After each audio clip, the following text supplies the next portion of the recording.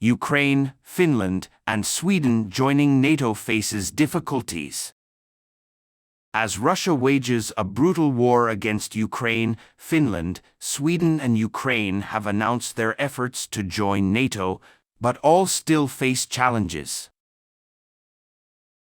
After Russia's illegal annexation of 4 regions of Ukraine on September 30th, Ukrainian President Volodymyr Zelensky announced that Ukraine had signed an urgent application to join NATO, as did Finland and Sweden in May. The fate of freedom and violence is being determined in Ukraine, Zelensky said, according to the New York Times. Although Ukraine has long wanted to join NATO, this idea is controversial within the alliance.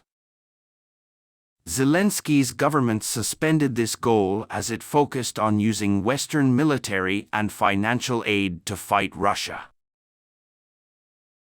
When Finland and Sweden applied to join NATO last summer, NATO leaders responded enthusiastically but did not follow Ukraine's declaration. We now believe that the best way to support Ukraine is to provide real support on the ground in Ukraine, and the process in Brussels should take place at a different time, U.S. diplomat National Security Advisor Jack Sullivan told reporters in September.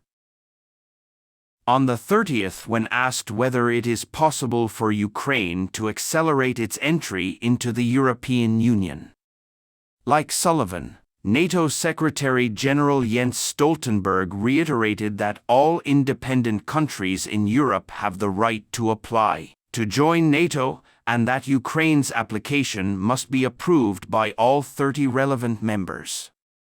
Stoltenberg also said on September 30th, "Our goal now is to provide urgent support to Ukraine to help Ukraine prevent Russian aggression." Organization. Georgia, however, has never provided a membership plan to assist those who need to prepare for membership. This is mainly because France, Germany, and other countries are concerned about the potential impact on regional security. Russia invaded Georgia in August 2008.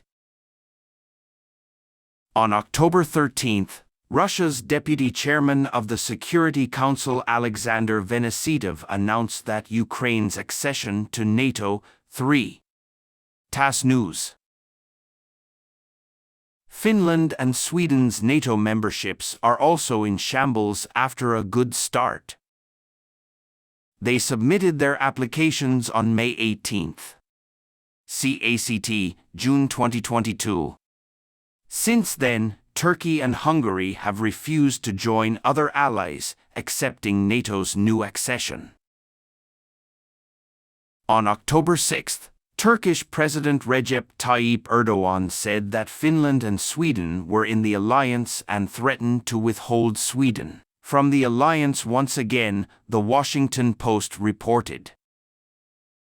Turkey has previously accused Sweden and, to a lesser extent, Finland, of groups including the Kurdistan Workers' Party, PKK, which it views as terrorists, Turkish separatist groups, and the Syrian army, which it sees as its successor. PKK. Speaking to the press after the European Political Community meeting, Erdogan said, however, terrorist organizations continue to spread on the streets of Sweden. Turkey will not treat Sweden well as long as there are terrorists in the Swedish parliament.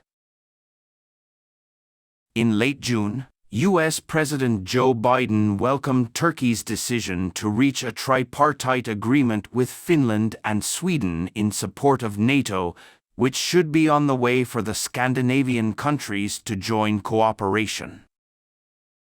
Finland and Sweden confirmed that they support Turkey's response to threats to its national security, and that both countries are part of NATO. Finnish President Sauli Niinistö said on October 10, when Finland and Sweden finally become NATO members, "Our Scandinavian family will finally be united in unity, changes the threat of its western neighbors. The threat is real, said Colonel Magnus Fleckvall, commander of the Swedish Gotland Corps, during Baltops 2022, an annual NATO military exercise where Finland and Sweden regularly train with NATO forces in the Baltic Sea. We have seen what Russia is ready to do to its neighbors in this situation. It is not clear when the Hungarian National Assembly will consider Finland and Sweden's NATO applications, but Turkey's support is still needed.